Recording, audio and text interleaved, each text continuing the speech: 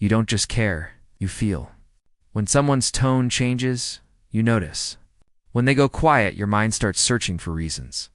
When they're hurting, even silently, something inside you tightens, like a string pulled too far. You replay conversations.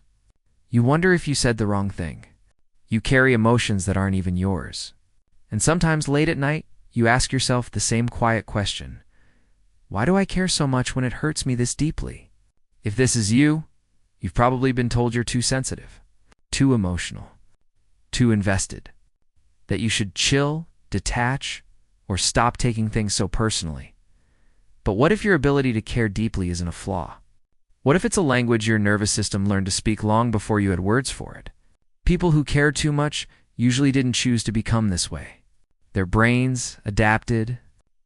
Somewhere early in life, they learned that connection mattered, that moods mattered, that safety could change without warning. Neuroscience tells us that our brains are shaped by emotional patterns.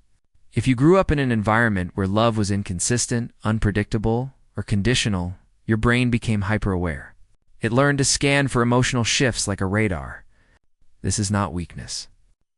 This is survival. When you care deeply, your brain releases oxytocin more easily. That's the bonding chemical. It's what makes you feel close, loyal, emotionally invested.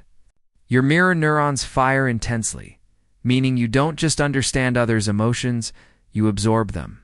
You don't just listen. You carry. You don't just empathize. You merge. And while that makes you deeply compassionate, it can also make you deeply tired. You often feel responsible for how others feel. If someone's distant, you wonder what you did. If someone's upset, you try to fix it.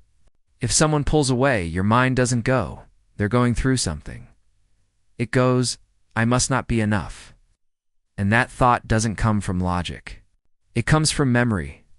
Caring too much is often the result of emotional conditioning. Maybe you learned that love had to be earned. Maybe you were praised for being the good one, the helper, the emotional support.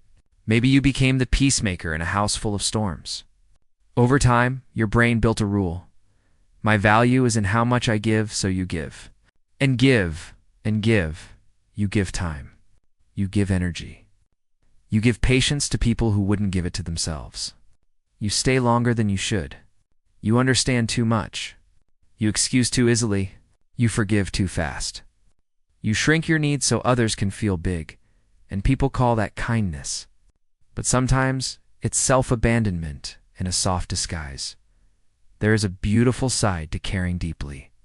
You love in a world that's learning how to detach. You notice things others rush past. You'll remember birthdays. You remember stories. You remember pain that wasn't even yours. You don't see people as replaceable. You see them as worlds.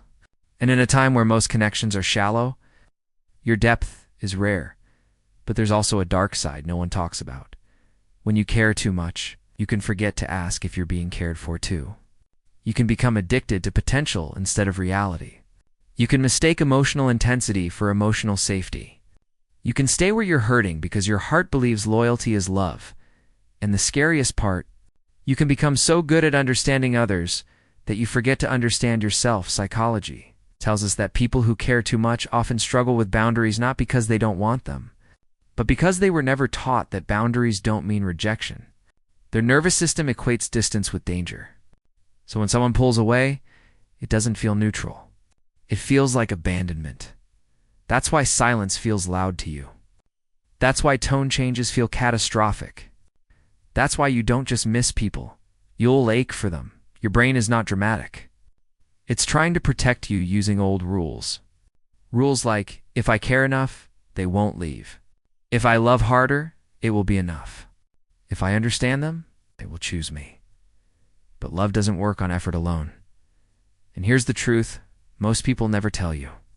Caring too much doesn't make people stay. It often makes you stay. You stay when you should go. You stay when you're not being met. You stay when you're giving 80% and receiving 20%. You stay because your heart says, but what if they change? Even when your mind whispers, they already showed you who they are. This doesn't mean you're naive. It means you're hopeful. Hope is a powerful thing. But when it isn't balanced with self-protection, it becomes a slow emotional leak. You begin to feel tired in a way sleep doesn't fix.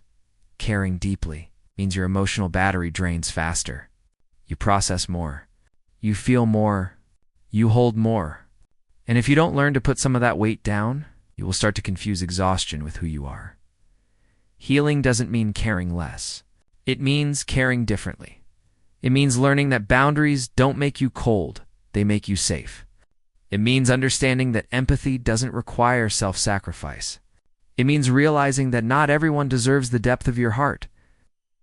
Even if you can give it, the healthiest people who care deeply don't stop loving. They just stop bleeding. They learn that love doesn't have to hurt to be real. That consistency matters more than intensity. That someone who truly values you will not make you question your worth. And this part might hurt to hear, but it will free you. Not everyone who receives your love is capable of holding it. Some people will take. Some will lean. Some will depend. But few will meet you, and that's not your fault. You don't need to harden your heart.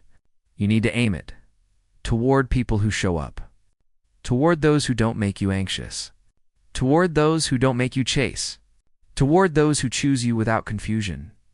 One day you will meet someone who doesn't drain you, who doesn't make you question, who doesn't make you overthink, and your nervous system will feel confused because calm used to feel unfamiliar. But you will learn. And until then, be gentle with yourself. You care deeply because your heart is open, because your brain learned that connection matters, because you see people, not just roles, because you believe in meaning. That's not a weakness. It just needs protection. So the real question isn't, why do I care so much? It's who taught me that love should cost me this much. Sit with that. And if this felt like it was written for you, maybe it's time to stop asking how to care. And start asking how to care without losing yourself.